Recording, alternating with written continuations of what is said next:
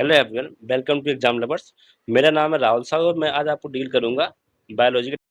तो hello everyone, series में जो पहला क्वेश्चन रहने वाला है वो है अनुकूल परिस्थितियों में पैरामीशियम की तीव्र वृद्धि मुख्यतः किस प्रकार के प्रेजेंस से होती है। तो ऑप्शन ए है कंजुगेशन, ऑप्शन बी है बाइनरी फिजन, ऑप्शन सी है मल्टीपल फिजन, ऑप्शन डी है बंडलिंग। तो इसका जो आंसर रहने वाला है वो रहेगा बाइनरी फिजन। पैरामीशियम में ट्रांसवर्स बाइनरी फिजन होता है, ये आपको ध्यान देना है। और पैरामीशियम में दो टाइप के न्यूक्लियस होते हैं, एक होता है माइक्रो न्यूक्लियस, एक होता है मैक्रो न्यूक्लियस। ठीक है, आपको ध्यान देना पड़ेगा। माइक्रो में होता है माइटोसिस डिवीजन और मैक्रो में होता है ए माइटोसिस डिवीजन। ठीक है, ये आपको ध्यान देना पड़ेगा। इसका जो आंसर रहने वाला है वो है रहेगा बी। तो चलते हैं क्वेश्चन नंबर दूसरे पर। तो इसमें लिखा मनुष्य में एंट अमीबा हिस्टोलिटिका की संक्रामक अवस्था कौन सी होती है। ऑप्शन ए है ट्रोफोजाइट्स, ऑप्शन बी है quadri nuclear cyst, option C है bi nucleated cyst, option D है एमीबुला। तो इसका आंसर रहने वाला वो रहेगा क्वाड्रेट न्यूक्लियर। जो हिस्टोलिट का होता है इससे हमको एमीबाइसिस या डिसेंट्रिक रोग हो जाता है। वो ऐसा कि पेचिस वगैरह कि अगर हम लोग कोई दूषित भोजन या पानी पी रहे तो उस वजह से हो जाता है। जो एंटामीबा हिस्टोलिट का है वो हमारे एक प्रोटोजोअन्स है, ये आपको ध्यान देना पड़ेगा। ठीक है, तो इसका ऑप्शन रहेगा बी। हम चलते हैं क्वेश्चन नंबर सेकंड पर। इसमें लिखा है पैरामीशियम के गमनांग लोकोमोटरी ऑर्गेनली कौन से हैं। ऑप्शन ए है फ्लैजिला, ऑप्शन बी है स्यूडोपोडिया, ऑप्शन सी है सीलिया, ऑप्शन डी है टेंटिकल। इसका जो आंसर रहने वाला वो रहेगा सीलिया। ऑप्शन ए है जिसमें फ्लैजिला है तो ये हमारा यूग्लिना और स्पर्म में पाया जाता है, स्पर्म के थ्रू इसमें मूवमेंट होता है। और जो स्यूडोपोडिया उसको बोलते हैं फाल्स ट्यूब फीड। ठीक है, ये हमारे लोकोमोटिव भोजन के कैप्चरिंग के काम आता है। सीलिया से हमारा लोकोमोटिव ऑर्गन है पैरामीशियम का। सीलिया बहुत सारे होते हैं पैरामीशियम में, तो जिनको हम बोलते हैं कई सारे उसमें पैरामीशियम में सीलिया होते हैं, तो जिनको जैसे पैरामीशियम में कई सारे हजारों में पैरा सीलिया अगर वो एक साथ मूवमेंट करते हैं तो जिसको बोलते हैं मेटाक्रोनल रिदम। ठीक है, जिसको हम अगर एक साथ वो मेटाक्रोनल रिदम। ठीक है, अगर एक साथ मूवमेंट करते हैं जिसमें से उसकी फिर मूवमेंट होती है वेव लाइक, कैसे चलता है वो। ठीक है, अगर वो ट्रांसवर्स मूवमेंट करता है मतलब एक ही रो में जाता है और उसकी जो सीलियाँ हम रुक रुक करके मूवमेंट कर रहे हैं, लोकोमोशन कर रहे हैं, तो जिसको बोलते हैं सिंक्रोनस रिदम। ये आपको जानना है। जो टेंटिकल्स होता है वो हमारे न्यूट्रिएंट्स में पाया जाता है।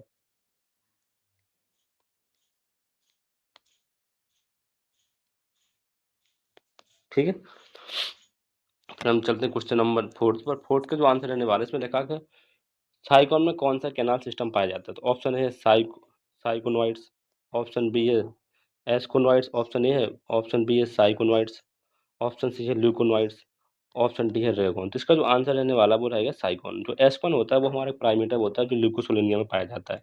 ऑप्शन बी साइकॉन है साइफा में पाया जाता है, ये थोड़ा मोर एडवांस होता है ये इससे एस्कोनॉइड से। वही हमारे इसमें फ्लैजेला मूवमेंट होती है वो इसलिए कि जिससे वाटर का फिल्ट्रेशन ज़्यादा हो सके और सरफेस एरिया बढ़ सके। जो ल्यूकोनॉइड्स है ये हमारा मोस्ट एडवांस है। ठीक है, जो हमारे स्पॉन्जिया और स्पॉन्जिला में पाया जाता है। ठीक, जो ड्रैगन होता है वो डेस्मोस्पोंजिया का एक जूनल स्टेज होता है। तो इसका ऑप्शन देने वाला वो रहेगा बी। क्वेश्चन नंबर 5 है वो इसमें कह रहा है कि सेडेंटेट्स में पॉलीमॉर्फिज्म का सर्वोत्तम विकास किस कॉलोनी में पाया जाता है। ठीक है, तो हाइड्रा जो होता है उसमें होता है रीजनरेशन, ये सॉलिड पॉलिप शो करता है। और जो ओविलिया इसका आंसर रहने वाला बी ओविलिया। ओविलिया को बोलते हैं सीफर। ठीक, इसी में हम पॉलीमॉर्फिज्म शो होती है। तो ओरेलिया है इसको बोलते हैं जेलीफिश,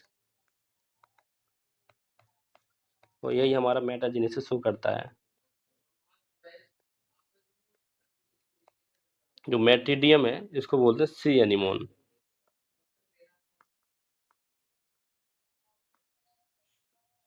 फिर हम चलते हैं क्वेश्चन नंबर 6 पर। 6 क्या बोल रहा है, क्वेश्चन नंबर छठवां, बाउचीरिया बेनक्रॉप्टाई का मध्यवर्ती पोषक कौन है।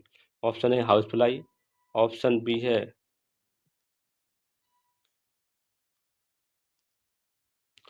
ऑप्शन बी रहने वाला इसमें फीमेल क्यूलेस मॉस्क्यूटो, और ऑप्शन सी रहने वाला सैंड फ्लाई, ऑप्शन डी है टीसी फ्लाई। तो हाउस फ्लाई इसका मैकेनिकल हो सकता है लेकिन इसका जो आंसर है वो रहेगा female female Culex mosquito. Option जो सी है वो हमारे सैंड फ्लाई मतलब डम डम फीवर काला जार होगा उसके लिए रिस्पॉन्सिबल है। जो लीशमैनिया डोनोमानी से होता है। टीसी फ्लाइज में हमारे स्लीपिंग सिकनेस का वाहक है, जो मक्खी होती है, जिसको हम बोलते हैं ट्राइपनोसोमा गैम्बियंस। ठीक है, तो इसका जो आंसर रहने वाला वो रहेगा बी। क्वेश्चन नंबर 7 देखते हैं। इसमें लिखा है ह्यूडिन एरिया में उत्सर्जित अंग कौन से होते हैं? तो ऑप्शन ए है फ्लैमसेल, ऑप्शन बी है ग्रीन ग्लैंड, ऑप्शन सी है नेफ्रिडियर और ऑप्शन डी है मेलपेजियन ट्यूबल। तो इसका जो आंसर रहने वाला है वो रहेगा नेफ्रिडिया। फ्लैम सेल हमारे प्लेटिनम में पाया जाता है। ग्रीन ग्लैंड हमारे इंसेक्ट, जिससे इंसेक्ट मतलब प्रॉन हो गया, झींगा मछली, क्रेफिश हो गया। नेफ्रिडिया ह्यूडिन में पाया जाता है, जिसको ह्यूडिन मतलब एनटा। ठीक है, मेलपेजियन ट्यूबल हमारे इंसेक्ट में पाया जाता है। ठीक है, ये आपको ध्यान देना पड़ेगा। तो इसका आंसर रहने वाला सी। तो फिर चलते हैं क्वेश्चन नंबर 8 पर। इसमें लिखा है क्रस्टेशिया का विशिष्ट लार्वा कौन सा? ऑप्शन है ट्रोकोफोर लार्वा, ऑप्शन बी है नोपिलस लार्वा, ऑप्शन सी है बाइपिनेरिया लार्वा, ऑप्शन डी है टॉर्नेरिया लार्वा। इसका जो आंसर रहने वाला वो रहेगा नोपिलस लार्वा।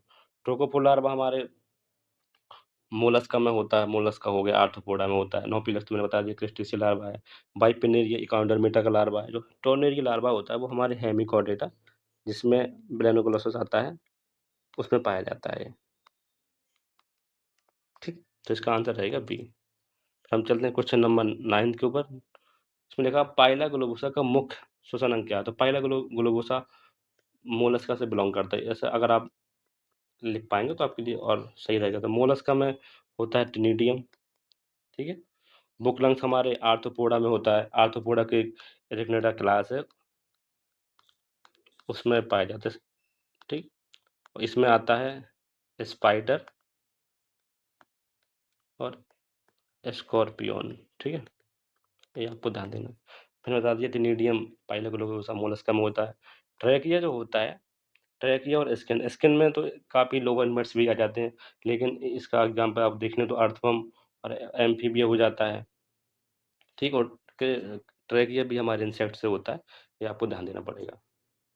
फिर चलते हैं क्वेश्चन नंबर 10 के बारे में। क्वेश्चन नंबर 10 कह रहा है कि किस संघ का बाइपिलेरिया लार बाइपिनेरिया लार्वा किस संघ का विशिष्ट लार्वा? ऑप्शन ए है मोलस्का, ऑप्शन बी है एनिलिडा, ऑप्शन सी है इकाउंडरमेटा और ऑप्शन डी है आर्थ्रोपोडा। तो इसका जो आंसर रहने वाला है वो रहेगा इकाइनोडर्मेटा, जिसमें स्टार के साथ ही है। मोलस्का में बेलीजल लार्वा आता है। ठीक है, ट्रोकोफोर लार्वा आ जाते हैं। एनिलिडा में, मोलस्का में जो होता है वो ट्रोकोफोर लार्वा आ जाता है और बेलीजल लार्वा आता है, बेलीगर लार्वा। ठीक है, जो एनिलिडा में होता है इसमें आ जाता है ट्रोकोफोर लार्वा, ट्रोकोफोर लार्वा। ठीक है, इकाउंटरमेटा मैंने बताया कि बाइपिनेरियल लार्वा आता है। जो आर्थ्रोपोडा होता है उसमें आता है कई टाइप के लार्वा होते हैं, मॉडिफाइड लार्वा। एक नोपिलस, मैंने पिछली क्लास में बताया आपको, क्वेश्चन में बताया, नोपिलस लार्वा। एक जूया करके आता है, ये सब एक माइसेस लार्वा, सब इसके